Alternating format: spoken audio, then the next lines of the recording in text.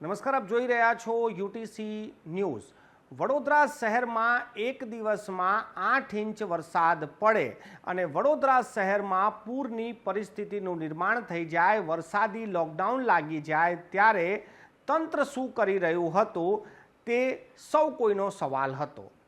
Doctor Sheetal મિસ્ત્રી, વડોદરા મહાનગરપાલિકાના સ્થાયીના અધ્યક્ષ અને મ્યુનિસિપલ કમિશનર દિલીપ રાણા વડોદરા શહેરમાં અચાનક આટલું પાણી ક્યાંથી આવ્યું તેની શોધખોળ કરી રહ્યા છે। પાછલા 2 દિવસથી તેઓ સતત એ વસ્તુ પર ફોકસ કરી રહ્યા હતા કે આટલું પાણી આવી કેવી રીતે ગયું।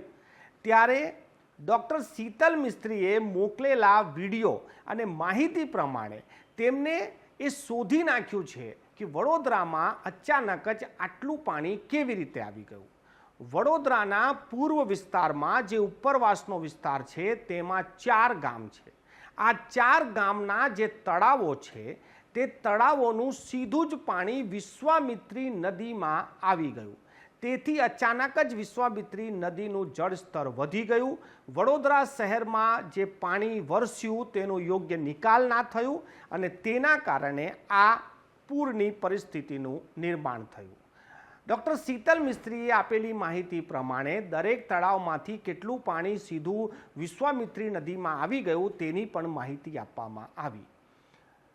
ડૉક્ટર શીતલ મિસ્ત્રી અને મ્યુનિસિપલ કમિશનરે 4 અલગ અલગ તળાવો પર ફરીને આ સમસ્યા જોઈ અને ત્યારબાદ આનું નિષ્કર્ષ પર આવ્યા।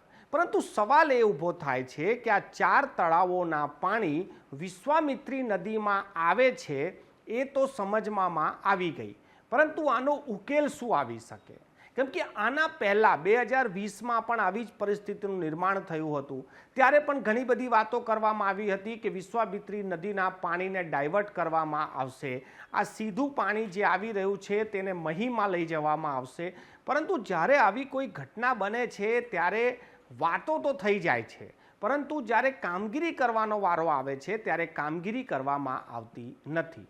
વડોદરા શહેરની જનતા આ વિચારી રહી હતી કે અચાનક જ આટલું બધું પાણી કેવી રીતે આવી ગયું અને વડોદરા શહેરમાં આટલું બધું પાણી કેવી રીતે જમા થઈ ગયું। તો ડૉક્ટર શીતલ મિસ્ત્રી અને વડોદરાના મ્યુનિસિપલ કમિશનર દિલીપ રાણા કમસે કમ આ શોધી તો લાવ્યા કે પાણી ક્યાંથી આવ્યું, અચાનક આટલું પાણી કેમ વધી ગયું। પરંતુ હવે લોકો એ આશા પણ રાખી રહ્યા છે કે જ્યારે તમને સમસ્યા મળી ગઈ છે તો સમાધાન પણ એવો લાવવો જોઈએ કે આગામી દિવસોમાં આ ઘટનાનું હવે પૂર્ણ ના થાય, કે પછી ફરીથી આ જ ઘટના ના થાય। સવાલ એ છે કે આવી સમસ્યાઓ તો ભૂતકાળમાં પણ ઘણી બધી લોકો શોધી લાવ્યા હતા કે આ પાણી ક્યાંથી આવી જાય છે। કોઈકનું કહેવું છે કે વરસાદે પેટર્ન બદલી છે, કોઈકનું કહેવું છે કે હાઈવે બન્યો છે, હાઈવે બન્યા બાદ આ પરિસ્થિતિનું નિર્માણ થયું છે। ત્યારે હવે આ નવું આવ્યું છે કે 4 તળાવોના પાણી સીધા વિશ્વામિત્રી નદીમાં આવી ગયા, જેથી વિશ્વામિત્રી નદીનું જે જળસ્તર છે તે અચાનક જ વધી ગયું। આ બધી જ વાતો એકબીજા પર નાખવાની વાત છે।